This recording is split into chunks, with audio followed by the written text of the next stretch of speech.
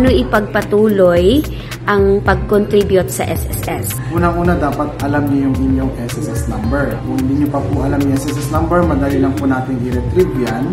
Pwede po kayong mag-message sa aming email sa korea@sss.gov.ph para ma-retrieve namin yung inyong SSS number. Pero kung alam niyo na po yung SSS number niyo, pwede na po kayo dumiretso sa mga remittance centers like Handpass para maghulog ng inyong contribution. So, ibigay lang yung SSS number nyo at yung napili nyo na contribution sa SSS.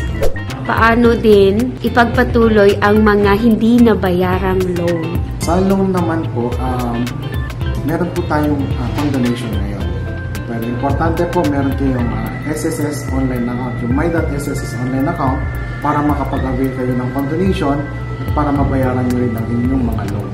So, kapag may hulog po kayo, try to register with the my.sss para ma-avail nyo yung loan condonation. Yung pagpatuloy ng kaniyang unpaid loan, sabi niyo po yung PRM number, sa website po ba namin makukuha yon? Yes, pag meron kayong account sa SSS, pwede po ninyong gawin yung inyong payment reference number for loan para mabayaran nyo sila sa mga remittance.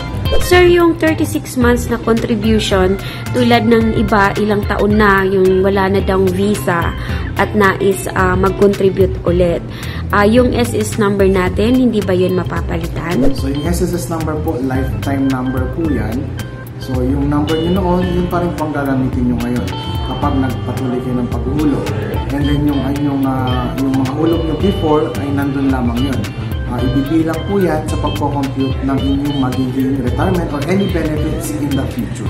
Lahat ng services ng SSS, pwede ba mag-avail ang nandito sa Korea?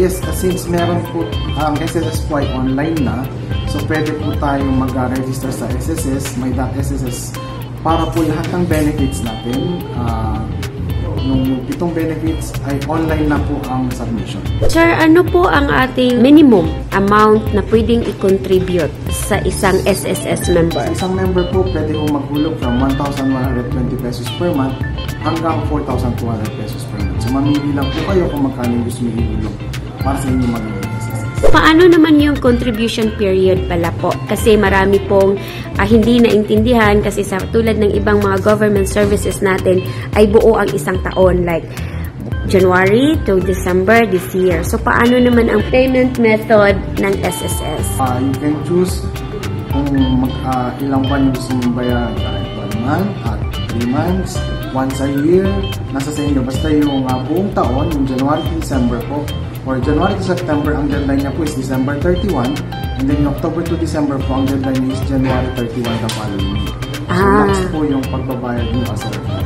So, after namin magbayad ng contribution, mache-check namin sa online ang aming contribution. Tama po ba, sir? Po. Pagkahulog po ninyo, since real time po ito, mache-check niyo agad sa inyong my.sss account yung inyong mga contribution. Mensahe niyo sa ating mga kababayan. Mga kababayan natin dito sa Korea, pwede nyo po ipagpatuloy yung SSS para rin po sa inyo ito pagtanda ninyo or pag-uwi nyo sa ating sa Philippines. Please follow, like, and subscribe my channel for more updates.